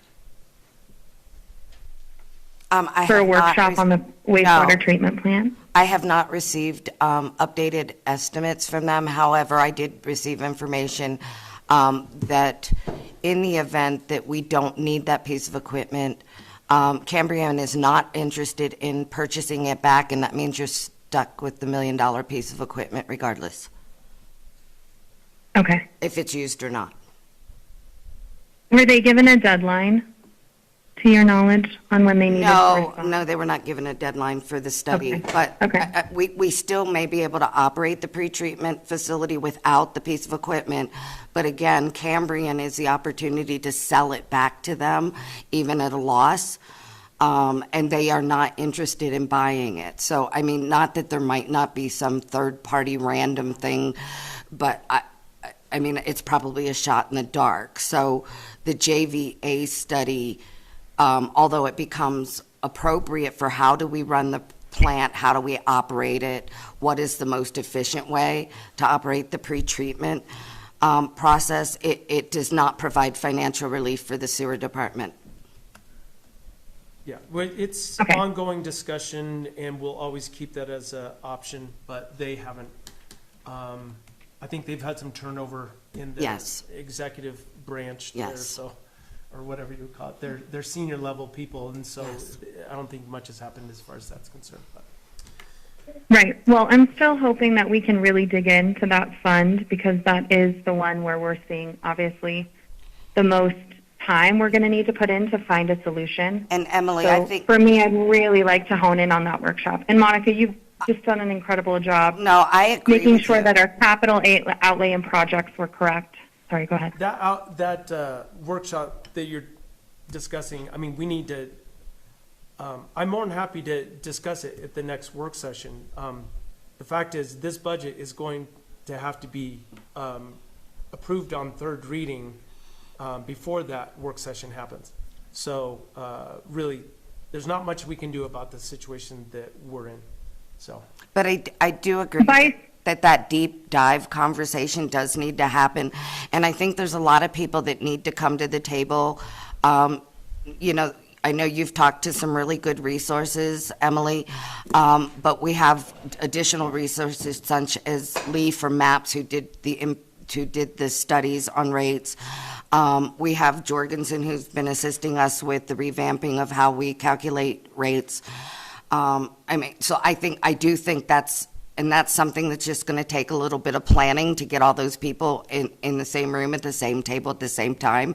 And I believe it's completely necessary. But Yes, I it agree. can't happen, though. I don't see that happening, though, by the end of June, unfortunately. Yeah. No, and I know we can't move mountains overnight, and this will be more of a discussion to set us up for a really Yes. good method of moving forward. And I'm hoping that we can take a multi-pronged approach. We're not just relying on rates. I'd like us to get creative. I agree. I feel pretty good about the budget. I think for me, and I can only speak for myself, I'd like to dive more in on small areas because even small changes can add up to large impact when we look at our expenditures. So I'm not comfortable at this point passing it, but that's really because we have, in my mind, it's June 3rd.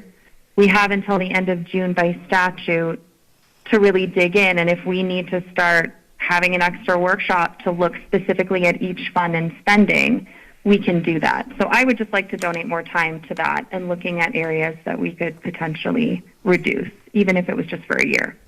To be completely transparent, we've had 4 work sessions already on this budget. And I know people have things that come up and they're not able to attend them all, but we've gone in depth on this budget several times now. I'm open to have another conversation, but next year, we're not gonna wait till last minute to have these discussions, I'll tell you that.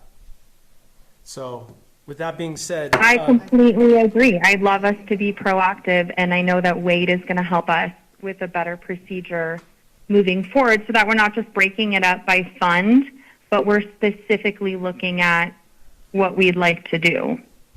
You know, specifically looking at how we reduce spending and what projects are coming up. So yes, I'd love to start earlier next year. Thanks, Monica. Okay, all those in favor of ordinance number 2025-010 budget for fiscal year 2026 on second reading, say aye. Aye. Aye. Opposed? Nay. Nay. Motion carries on second reading. Next, we have resolution for repealing resolution number 2025-001. Do we have a motion? Make a motion to approve resolution number 2025-019, a resolution repealing resolution number 2025-001. Second. We have a motion. It's been seconded. Discussion. So just so everybody knows, this refers back to conversations that happened earlier in the year, and the air park was kind enough to offer up $100,000 to the town of Alpine for the specific reason of the master plan, helping to fund the master plan. And that decision, or that offer actually went into our ultimate decision-making for who we selected for the master plan in Cushing Terrell. So we have not received their money. When was that original resolution? What meeting was it? First January, whatever that, January 3rd, January 2nd, January 2nd, I believe, whatever that Tuesday was. Thank you. So we'll get confirmation on that, but it's been, since then, we still have not received the funding. And there's been communication back and forth with members of the board, and it's become apparent that maybe we weren't on the same page, and I think we're walking a tightrope a little bit as far as it being considered a bribe for certain things. So what I would like to do is have Mr. Sanderson, who has researched this and talked to several people, give us your opinion on what took place and what should happen, in your opinion. Can I pull up my memo? Yes, please. so I can get it accurate here. Give me a second. Talk so much yourselves. I'll be right back.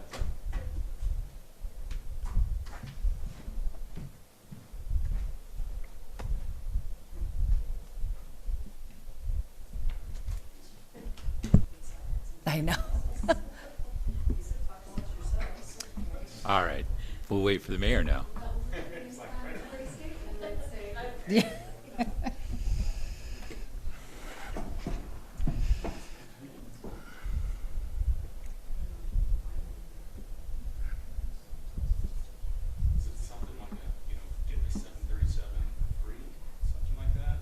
Yeah. Yeah, exactly. That was started under the previous administration. That little detail is always left out. No, I'm talking about your metaphor there, your simile.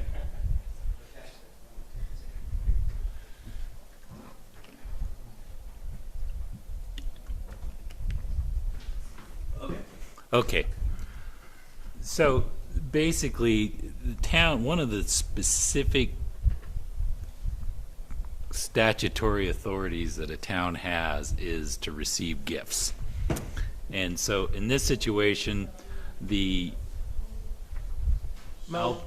Alpine Air Park offered to give a $100,000 gift to the town of Alpine for the purpose of developing a new municipal master plan. And that was my understanding, is that what the offer of gift was. So one of the other points of fact is everybody knows the air park is located outside the town's municipal boundaries.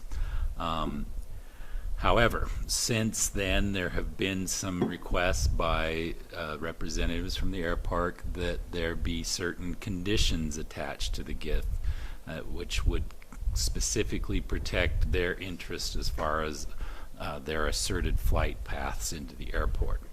So, as I stated, under 15.1.103A4, we have the authority to receive gifts, and the statute says that gifts may be taken in two forms: fee simple and in trust for the public. Fee simple refers to the full ownership of property, including personal property or cash, with no limitations or conditions. And when a municipality receives property in fee simple, it owns it outright and can use it for however it wishes within legal bounds, and can sell or transfer it if needed. In trust for public means that the property is given to the municipality with a specific purpose, and the town must manage and use it according to that purpose. The municipality acts like a trustee, meaning that it doesn't have the full freedom to use or dispose of the property any way it wants. It must serve the public interest. So remember, in this case, we have a gift. The gift was made to do what? We don't have a gift yet. Okay, And, well, an offer of a gift, all right, but we're assuming that we have the gift. Yes. And the offer of the gift was to do the master plan. Well, we've come to find out that there may be some strings attached to that. So I guess you can decide whether or not to accept that gift with the strings attached.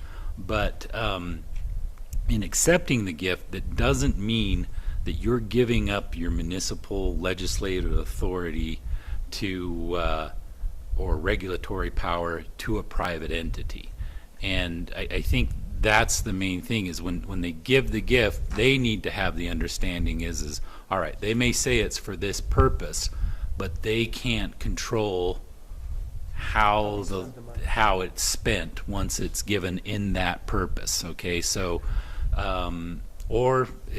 according to Mr. Gifford, who, like I said in the previous instant, was the legal counsel for the Wyoming Association of Municipalities, it starts to smell like a bribe. So we need to just basically get on board with the air park, make sure that they understand, look, we appreciate your gift. You can give it to us. We'll use it for that purpose. We can take into consideration what you want to do, but it doesn't guarantee you that we're going to do it that way. Okay? So you think, would you make a recommendation that we keep it open for the time Yeah, period? time being, I mean, we could enter into an MOU that explains all this so that it's clear and black and white writing, so that they understand that. But I think they need to understand that if they want to do it and it's for that purpose, that doesn't guarantee that they're going to get the results that they want to give. And so they can decide whether or not they're going to go through with the gift. Okay. At this point, we have someone from the board. Why don't you state your name and give us your side of the story? I think we should talk about your benefits first. I'm sorry? I didn't hear. I said I think we should talk about your benefits first. That's not a sore subject. But I didn't notice. So I think that we should probably step back and look. Tell us your name at, first. You want a blood sample? My name is Matt Perkins. So, anyways, kind of going back at the history of the entire discussion and conversation that was put before the town and everyone, was the school that they wanted to build in the town, and there were some concerns about location and details like that, and the air park wanted to support the town in creating a master plan to review that and make sure that they put the school where it should go, make sure that they did everything they needed to do. And we're more than happy to kind of provide some funding to help the town locate a quality master planning company, right? So that's kind of the high level viewpoint from Air Park's perspective. I think it's worth noting that everyone in the air park supports the school, everyone in the air park supports the town. We love Alpine. It's a beautiful place. We want to make it beautiful for everyone, and that's why we think investing in the master plan makes sense. So as things evolved, it became clear to everyone at the air park that the school was going to make it ahead of the master plan, effectively get in now versus wait for the master plan to commence and to review and to help decide how to lay all this out. So it's jump in the gate. And we feel strongly that if the master plan wants to, you want to subvert or not subvert, but just skip the master plan, jump right to the school, which we understand the urgency for the charter and all the other details, and we want to support the school, that we would like to work with the town and at, I believe, Eric Green, your suggestion, a specific aviation easement to help ease our concerns over on our end about maybe a 200-foot flagpole being built at the school right at the end of a runway. I mean, that's obviously a huge concern if someone did that. These are kind of examples of why we'd be concerned about that. So we had an active discussion going with the town on solving that concern of ours that has arisen since the discussion started. And that sort of stopped because the town apparently can't properly identify the lot that we're talking to you guys about that the school would go on to, and can't commence an aviation easement for that. And so we're just pausing things out of concern that, the town has no desire to solve that in any urgency. And so I think for us, the town is very excuse urgent. me, you're kind of labeling things and putting a wide brush on things. We've worked from the very beginning to get things moving along. We've never received the money. Why have we not received the money? So I think that you can read the letter that was provided by our board president, and that can answer. So specifically, all your I'm compelled to questions. clarify that I'm unable to proceed with the release of the pledged $100,000 towards the master plan without receiving the necessary information regarding the navigation easement, as previously agreed. So There was never a quid pro quo. There was never, and you can go back and listen to the discussion during the resolution. We specifically said no quid pro quo, there's no strings attached. And this, what should have happened is that when we had that resolution, you gave us the check for the $100,000. That still has not happened. Somewhere between 5 to 6 months later, and now it's tied to the fact that you guys want this navigation easement, and I will tell you, we're still going to consider giving you the navigation easement. Sure. But what you're doing is you're holding it over our head, this navigation easement with the $100,000, and that's why we're here tonight. So I think from the airpark's perspective, again, the order of events that unfold are not as described that you're kind of portraying. It all started with the intention of the master plan from our end was 100% and always to make sure that we worked with the town in a compatible manner. And so we wanted to provide money to help you guys find a good planner for it. And we wanted, in addition, we wanted to be party of it, of the But the process. school was not part of the master plan process. Well, at the beginning, it was intended to be, it sounded like, from all of the discussions we had with the No. board. The master plan was never intended to designate where a school needs to go, anything. It's for the long term. Mr. Mayor, Mr. Mayor. Excuse me. Point of order. Excuse me. We ask for respect and decorum from our public. You invited Mr. Perkins up to speak. It is very hard to hear both of you at once.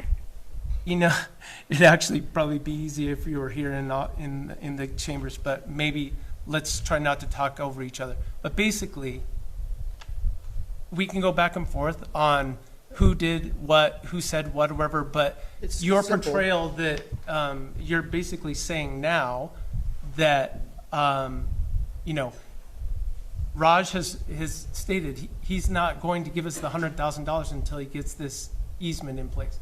We have no idea how to give you an easement Sure. for a piece of property that hasn't even been platted as such yet. We're trying to figure that out. We're not slow rolling anything from our perspective. You seem to disagree on that. I mean, we've been, I would point out that when we came to you guys in January, the one request you had was that we come to the table and try to communicate and try to be party and try to discuss all of the process all the way through.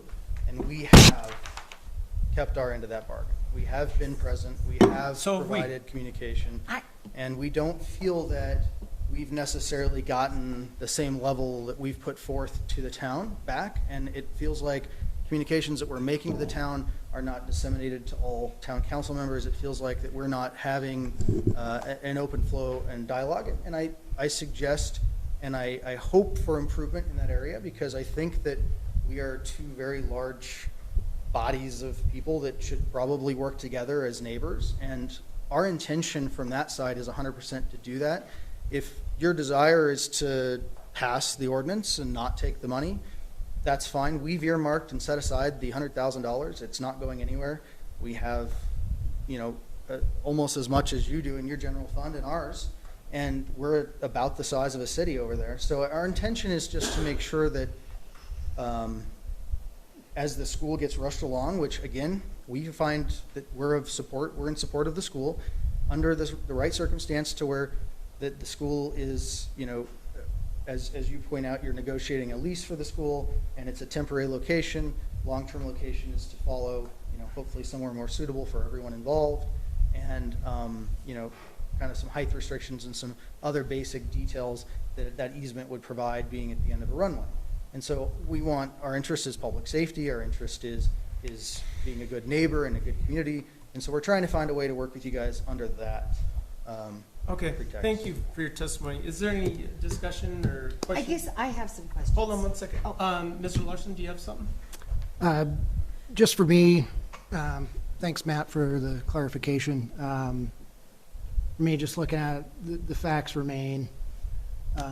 Those who know, I didn't vote for it because I foresaw this. Facts remain right there. I am compelled to clarify that I am unable to proceed. It's a quid pro quo. Well, You guys, had the opportunity. you Why guys, don't you guys, you now guys, You've had your opportunity. you guys Now came we're to gonna the, let town council talk. you Okay? guys did discuss, at the meeting, we did say there was no strings attached. Sounds like, from all of Raj's, emails that, you guys did discuss looking at other locations. So, Which meeting are you referencing? let's see here. I think back on prior to May 2nd, Raj sent out I was in a whole slew of communications. I was at a meeting with, I attended a meeting with Mayor Green, Dave Jenkins, Raj, and myself. Is that the meeting you're referencing? And there was no promises made about whether we would designate a different piece of property that I think you're referring to. No one accused you of making a promise of that Excuse- nature. Essentially sometime in April. So, I mean, we had discussed several different ideas for how to help the school proceed. Regardless, you guys were to discuss. You discussed. Whether you like where the discussion went or not, that's irrelevant. The discussion happened. The discussion happened. The point of the 100,000 was not ever about the school. It was about to get a comp plan. The point of the $100,000 is for the town to develop a master plan that Correct. is in support of both of the communities working together. In our- Exactly. Not once did you mention a school there. The school being in a concerning location to us is still a concern. We'd like to work with the town on an aviation agreement. That'd be great, and we can still do that, but that doesn't follow where the $100,000 was supposed to be. So again, back to the facts. Sure. $100,000 quid pro quo relationship. I am not in for bribes, and I will be voting. So as just a Hold on. clarification. point. You no longer have the table, okay? Or you don't have the microphone, whatever. I'm sorry for the confusion. Councilman Larson, are you done with your? I'm done. Okay. Councilmember Scafidi, Thank please. I think I'm having some uncomfortableness with the we. So the mayor met with Dave, Raj, and yourself, and I have correspondence that says they picked lot 30. So I'm a little confused how the town council was left out of, and I'm voicing this to the mayor as well, is there were meetings where they're making decisions of public land and we're negotiating lots, and the town council is not privy to this. And so I think I'm concerned, so we were okay with having them as the discussion of where the school went, and now that they don't want it down on lot 30, they want it behind the fire department, we now aren't negotiating with them? So I guess that's where I feel like, when you always say the board, I was not privy, I didn't know there were meetings with Raj, Dave, Matt, You don't necessarily have to know that there's meetings going on. but I think we're dealing with public land. The problem is, we can't get 3 people together in a meeting. Oh, and I'm not saying you should, but I would like to at least let the town council know, I met with so-and-so, I did this, I got this Raj letter Okay, that I but had how never does that seen. relate to the $100,000? Because I think it looks like you were willing to give them a lot location. I guess I'm confused of what went from here, we're gonna do this lot for you, to now it's quid pro quo. So I don't understand the jump from. Say that again, I didn't hear that. Sorry, I don't understand how there were negotiations going on for the school location, but now. Okay, you keep saying negotiations. There was communications. Okay, and communications. meetings Well, it happened. says, we had initially agreed to the lot 30 We near to did never Melvin. initially Okay. agree to any lot. Okay. That's Raj Okay. making a comment or speculation, I guess. Okay. Maybe he took something from the meeting. Mr. Mayor. During that, Okay. during that conversation, there was discussions about, is there a different place that we could put the school that wouldn't be in the flight path. They came to us with the actual flight path, and I said, well, there may be, I don't know, we need to look at it, but there was no promises, there was nothing given to them at that point. So I don't know how he said that there was anything negotiated on lot 30. Mr. Mayor? Yes. I'm sorry to interrupt. I may be able to answer, Councilwoman, because, sorry. It's a mouthful. Question. As far as you talking with the air park, we voted on that resolution 2025-009. You did vote against it, but it was discussed that you would contact and talk with the air park, with Raj. I was given We full discussed authority that. to have these Correct, you were. negotiations. And I mean, at the end of the day, I think what's hard is I know the air park was definitely for the school, and it's just so hard to hear these words that are being said about like a gift to the town. And for me, it's fiscal, so it's like, yes, I know you don't want strings attached, but, and I keep going back to this, but we're 2 million over budget. This would help pay for a nicer master plan. I just want to make sure we can afford all this. And so I think that's what's hard to vote against giving the money back, if in fact you are still giving them an navigation easement. So that's the part that Can I Hold on one address second. that? No, that's fine. Wait 1 second. Thank you for your comments. Yeah. Is there something specific you want to add to the I comments? just want to add that today, Yeah. Raj forwarded me draft language for an navigation easement that I forwarded to our attorney. I want it to be clear that this process has never stopped. And why people think it did, I don't know. He asked for some very specific information from me and the planning department, and I was unable to get of it because it doesn't exist. He wanted the boundaries, the lot description, and I explained very politely several times that we have to subdivide the property. And so you'll see that on our next item that we'll be discussing this evening. However, the navigation easement continues. Our attorney's been provided with their suggested language from the air park. I have not received that. Probably because you get my emails at 3 o'clock in the morning. The other thing regarding the navigation easement, True. I don't know. True story. the thing about the navigation easement, I'm willing to keep working through that because it's the right thing to do. It is the right thing. So, but it's not tied to the $100,000, and I hope you guys understand that. So, it's, in our opinion, has nothing to do with it, and you should have paid the $100,000 when you guys had the opportunity 5-6 months ago. If your desire is to not take the $100,000, it's not gonna, the money's set aside. We're not using it for anything. It's meant for the town, so in one form or the other, we'll make sure that the town is given that. Our intention is to work with you guys closely to see that the request is progressing. We agree it's the right thing to do, and if you want to take this off the table and talk about this at a different time, we're fine with that too. What I would say is that if we decide to repeal the original ordinance, or excuse me, resolution, you still have every opportunity in the world to pay or give a gift to the town for $100,000. And then if we have to, we'll have another resolution that says we accept this gift, whatever it is. So us taking this off the table does not mean you cannot give us that gift. Okay, I understand, but I think that the message that should be conveyed is, we see that you're all talking about having $2 million budget shortfalls, things like that. We don't intend to pull this out in any way, shape, or form. We just want to make sure that we have the ability to interface with the town to do the thing that is truly necessary, and I appreciate that you said that it was, because I agree as well, and work collaboratively and get that out of the way, I think would be our preference, and then, no strings attached from either side.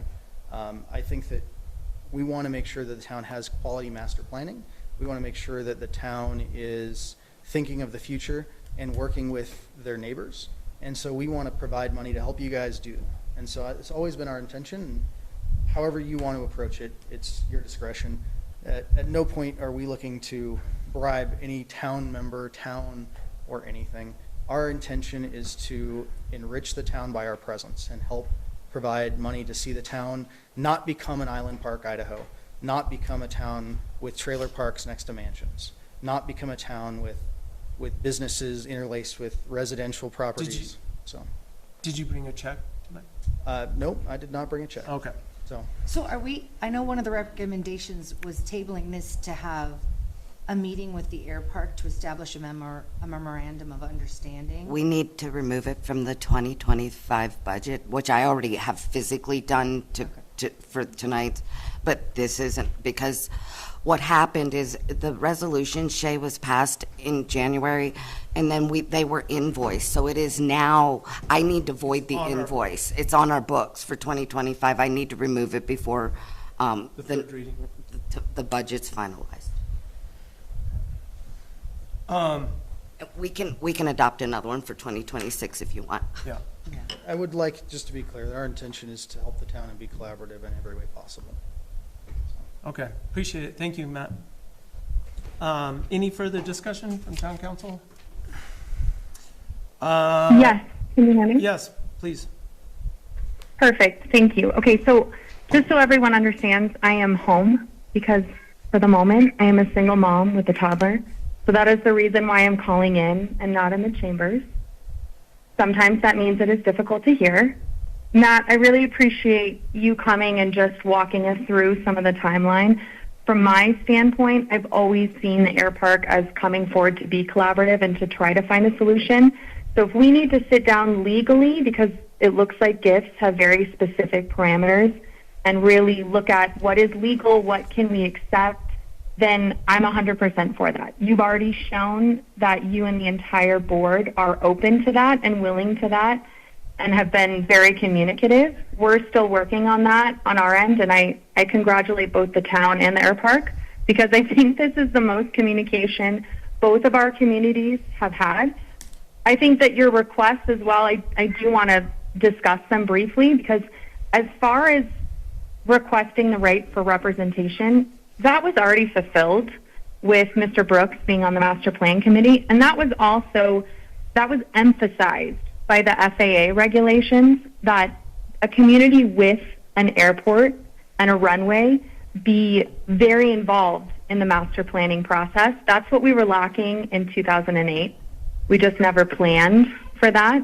So I think that having a representative on that board is essential, and it's also the right of every surrounding community, whether they're incorporated into the town or not, to have a seat at the table. And when we look at requesting a legal description, I'm actually surprised at the timeline that was given of 6 months. I would hope it would be faster because in my mind, to have a legitimate lease for a school, we would need to have a legal description. So I think a lot of this we're not at cross purposes here. I think everybody does want what's best for the town of Alpine, and I want us to exhaust ourselves because $100,000 is not pennies. It's never been offered before. I don't see any other donors lining up. So I just want you to know that I hope that I can speak for the council just this once and say genuinely, I'm sure we all want to sit down and find a solution. If you're comfortable with us removing that line item simply for budget and separating the two and figuring out what's legal, then we can absolutely do that if that's what's necessary. But I also want to make sure that you know how much we appreciate that this is the first time, aside from the previous massive donation from the air park, that you have come forward and said, we know we're part of your community. Here's a way that we can show it, especially because we can't take advantage of the income from you being annexed in. So I think we all can take a step back and understand, especially with you coming here tonight, that we all can do what's best for the town of Alpine, and we can sit down and figure this out, especially the navigation agreement is something that the council is open to and the air park is as well. But we will need a legal description at some point, either for the school, the charter lease, or for the easement. Just so you know, Mr. Sanderson has come up with language that allows us to not have a specific description of the piece of property on the lease. And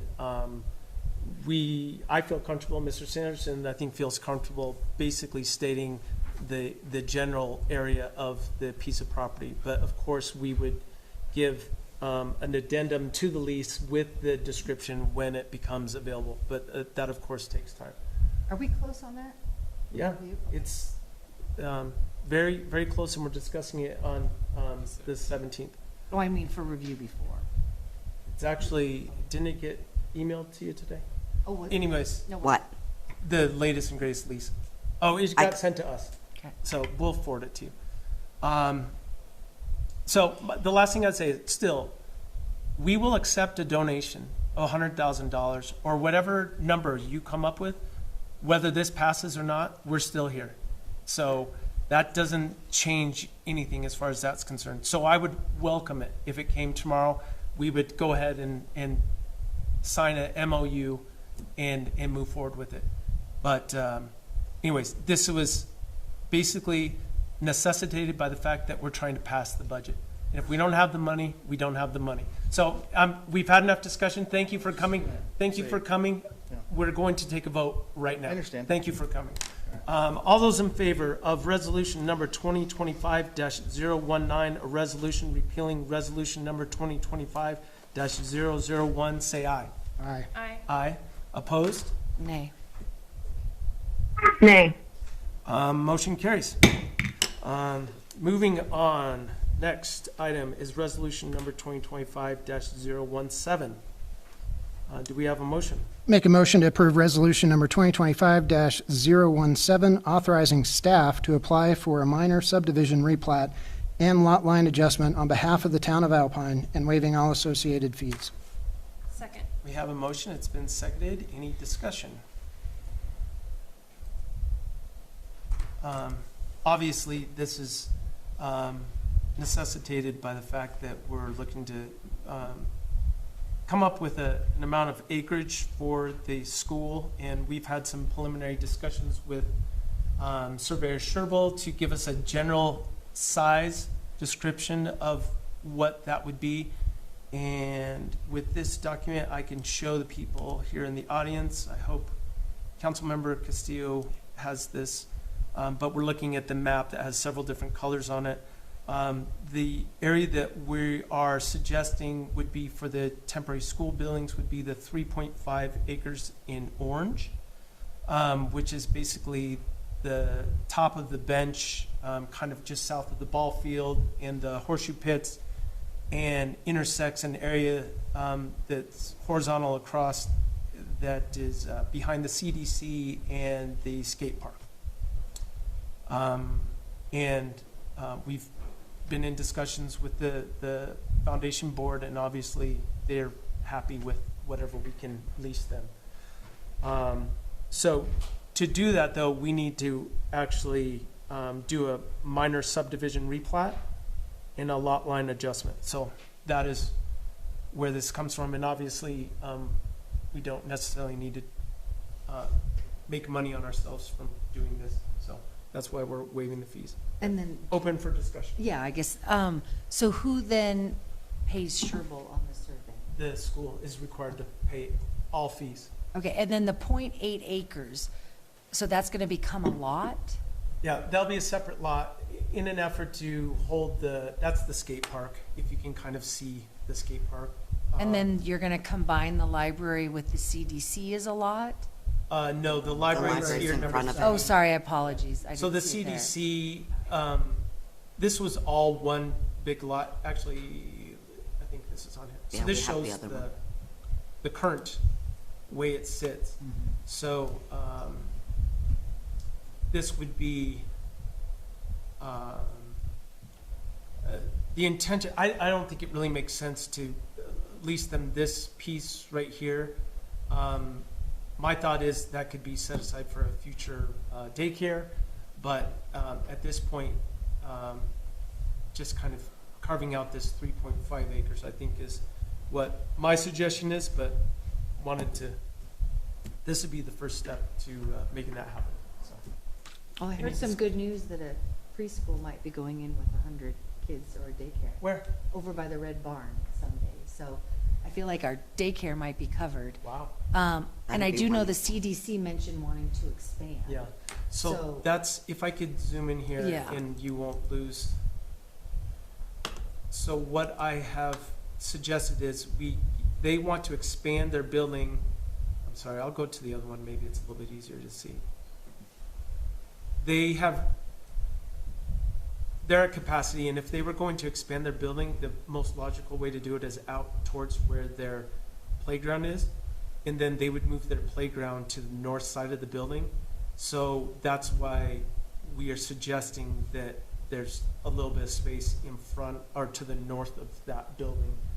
I also thought it was important to have the school property come all the way over to Buffalo Drive over here, just in case when they do their traffic study, which will be required, that they may say, we want to make this a one-way entrance here and exit over here to keep traffic moving or something. But they're going to go with this and see how they can place the buildings, and hopefully we have that information back soon.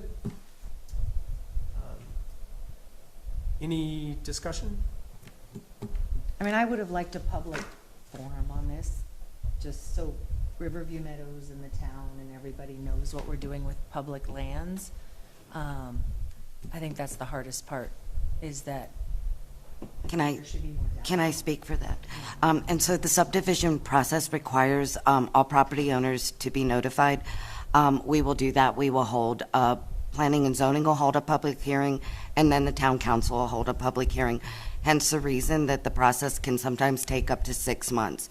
So once all the mapping is done, then there is review processes and public hearings and advertisements, and then an additional public hearing at the town council level. So that's why we're allowing up to 6 months to do that. So I do think it's a very public process, and I think especially with the school, we'll do our very best to make sure that it's well advertised and well attended in every way possible, because we do recognize that there's a lot of interest in this. And we've also had many public meetings on this regarding the school in general and leasing it to the leasing town land. So I feel like there's been ample opportunity for people to give their opinion on this. So you did not speak earlier, so during the agenda items, that would have been your opportunity, the conversation during the agenda items, so I just want to point that out. We will, at this point, only take testimony from people directly related to this topic. But I think you can speak at general public. Yes. You can, within a few minutes, you can make Yes. you can make your comment. But on this specific discussion, we will take a pass. So is there any further discussion on this? All right. All those in favor of resolution number 2025-017, authorizing staff to apply for a minor subdivision replat and lot line adjustment on behalf of the town of Alpine and waiving all associated fees, say aye. Aye. Aye. Aye. Opposed? Nay. Mr. Mayor, I abstain. Okay. Motion carries. Now, perfect timing for anyone that wants to make a general public comment. So of course, we'll have 20 minutes and each speaker is allowed up to 3 minutes. And it looks like Mr. Scow would like to say something. Mr. Mayor, Dan Scow, Planning and Zoning. I totally get what you're trying to do here with the colored format. It would seem to me, as I'm looking at it, it might be behoovious to even subdivide the yellow into 3 lots and maybe your area 4.8 acres into lots, only for the fact that you're doing it once with Sherble and you could get all of the lots in play. If the school works, it works. If it doesn't, you have other places where other things can go. That's just my 2 cents in the whole piece. Thank you for your 2 cents. You get no change.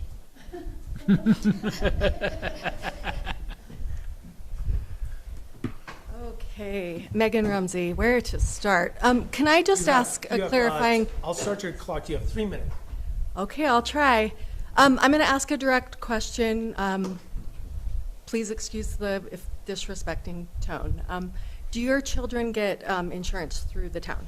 I'm not required to answer any questions. This is your opportunity to give a public comment. So go ahead. And that was my comment and question, and I do feel like it's applicable to the line item in the budget because we're dealing with fantastical figures and numbers. And so It's really hard to have solid concrete planning when we're just dealing in fantasy land.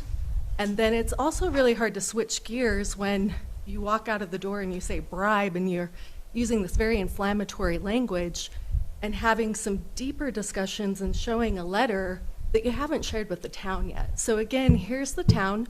We're being left out of the discussion. You're saying for the ease of your job, which apparently you made some comments that it's getting kind of hard and you're looking for a few perks. May 20th or 25th, I can bring up the meeting time if you'd like. Essentially, that's in a nutshell what it sounded like. Maybe you didn't mean it that way.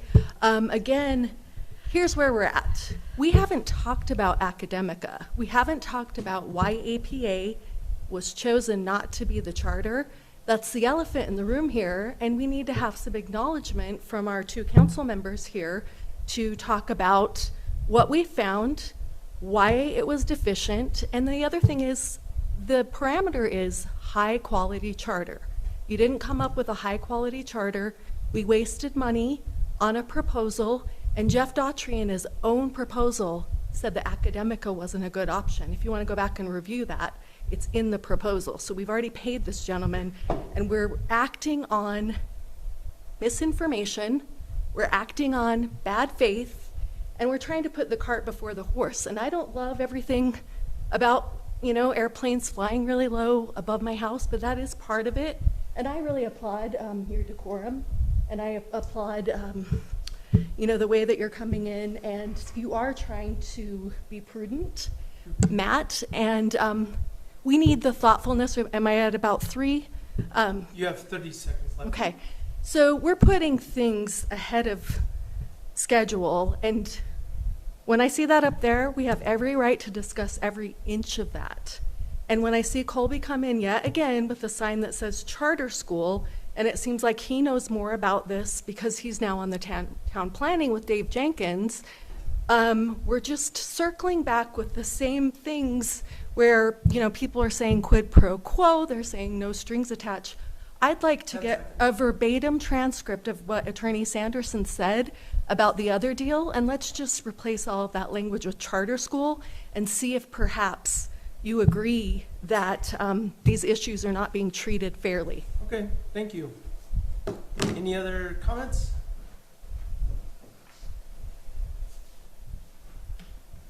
Hello. Question, and you know, I get you don't have to answer, but the town is invited to a barbecue at the airport, and we're hoping to involve the town council to help us distribute some tickets for some meals at the air park. We've got a really cool setup coming down from, I don't know if anyone's been to Buffalo Bills up at Hobeck, thank you. My mind has just gone blank. And we've worked with him. He's going to serve some food. We're going to have some static displays, some music, and everyone's invited from the town. Mayor Green had an idea that was, there's a lot of tourists in town over the 4th of July weekend. So he came up with an idea for us to create some coupons to hand out so that the tourists don't eat all the hamburgers, and we leave some for you guys. So just wanted to see if the town would help us distribute that and share the message on the Facebook page of a public barbecue for the town of Alpine at the air park. We'd be more than happy to. Okay. Any way we can. Awesome. And, you know, I appreciate all the concern regarding, you know, our position on the effectively the aviation agreement regarding easement on the land. You know, our goal is simply to foresee conflicts in the future and try to resolve them early on. And I think everybody should know that Dave Jenkins has an airplane on the air park. And so he's not part of the group over there. He's I taxied out the other day when I went to leave to Salt Lake, and I saw him standing in the hangar climbing in his airplane to fly to Oregon. So even people that are involved in school are involved in aviation out at Alpine. So I want to impress upon everybody at the town our desire to work together as kind of co-members of a same community. I mean, Alpine's a small place.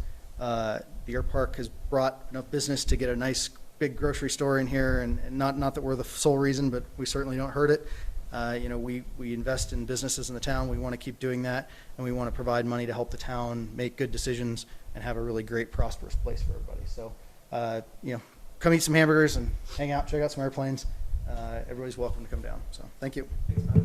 And I want to make one last comment. I want to make it very clear. When I vote nay on the replatting, I think what I'm feeling like is that, and I agree, Eric, we can't have a quorum, but I just feel like we get delivered this data without much discussion. I do get to review it before the meeting, but it's just very frustrating because I feel like it's kind of like what we just figured out in this room. We have a lot of ideas, and I feel like if we could have a better workshop discussion on location and how we divide up this land, it's just hard to always just be given something instead of being part of the process. So I think that's kind of where I'm at. So, absolutely, just want the best for our town. Any other public discussions?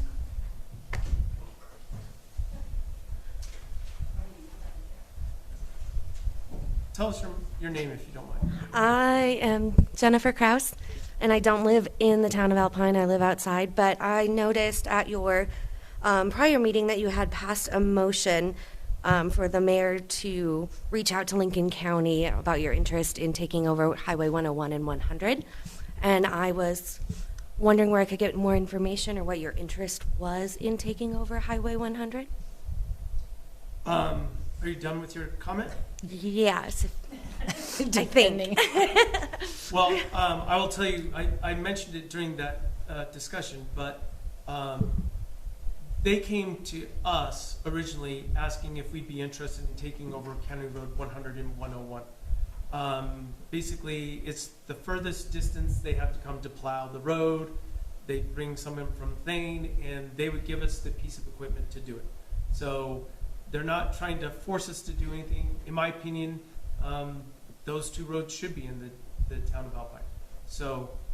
But then that would potentially mean like annexing further? No? Well, we would annex the road in, for sure. But the residents along the road will not be required to. Okay. Thank you. You do say that, but that you cannot bind future councils to that. So, I mean, in all fairness, legally, if they annex the road, then it does make all the properties adjacent to it able to be annexed. This council has no interest in enforcing you to annex, or anybody else. Yes, we have a few more minutes here. Mr. Jenkins. Richard Jenkins. I own property on County Road 100. I thank you, Jennifer, for bringing that up. And I don't intend to ever be annexed into the town of Alpine with that piece of property. And I also know that the county is totally willing to shirk their responsibilities. And I wouldn't encourage you to take over that job. They also do not wish to help us with McCoy Forest Road. We have 1.1 miles over there. They used to participate in grading it. They don't do anything right now. We privately have to take care of all of it. The county needs to take care of their own stuff. They need to negotiate with the Forest Service. They don't do it. They're totally failing at their job. So there you go. I don't wish to be annexed. I don't know about anybody else over there. Yeah, thank you. And Richard, I agree on the McCoy. Paying 5 years for that road was I've talked to them at length about that, and it's so convoluted, and they keep telling me all the reasons why they can't do it, and I'm sure you know them all. But they owe me for 24 years of plowing. Yes. And it's not cheap. Don't hold your breath. Is there any other public comment? All right. Hearing none, I would entertain a motion to go into executive session. Make a motion to go into executive session. Second. We have a motion. It's been seconded. All those in favor, say aye. Aye. Aye. Thank you.